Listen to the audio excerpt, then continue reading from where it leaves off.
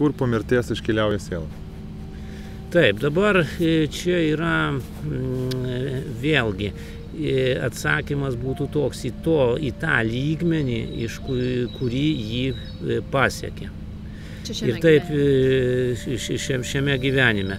Dabar gerai, jinai, daleiskim, pasiekė 40 lygmenį. Tai ten ir iškeliaus. Buvo tik tai žemutiniam astrale ir niekur toliau nepajudėjo. Po mirties jinai turės tik atitinkamą energijos kiekį ir judės daugiau kokybinių barjerų jinai nepramuš į tą patį žemutinį astralą. Ir iš to punktų ir pradės toliau savo... Ir toliau vėl startuos. Va dabar kaip yra tie žemės ciklai. Kaip pasakius, yra 4 mentalinius sluoksnius žmogus turi praeiti, tada jisai baigia žemės ciklus.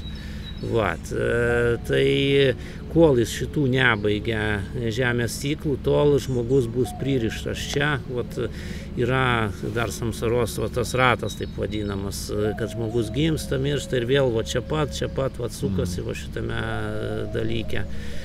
Tai jeigu žiūrėtų organizmo prasme, tai jeigu žmogus baigia visus žemės ciklus, tai jis gali visame organizme rinktis vietą.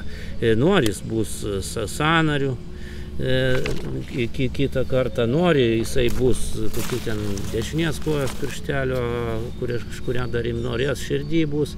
Jeigu jisai, kaip dabar sakom, pririštas prie tam tikros planetos, nu tai kaip Žemės dabar cikluose, tai gerai, jeigu jis buvo kepenų ląstelė, tai ir liks ta pačia kepenų ląstelė, niekur kitur jisai neiškeliauja. O kitu atveju jisai jau gali rinktis, tai taip pat ir visatoje.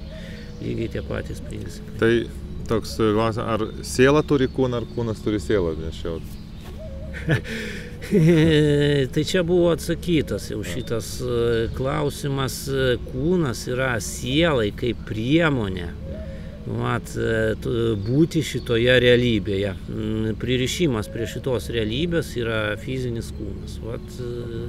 Tai iš to suprast, kad yra siela ir kūnas yra sieloje. Priemonė. Žiūrėti dabar, va taip, jūs žaidžiat kompiuterį, atėjot pažaist kompiuterinį žaidimą, tai fizinis kūnas jūsų bus va tą planšetę, per kurią žaidžiat žaidimą.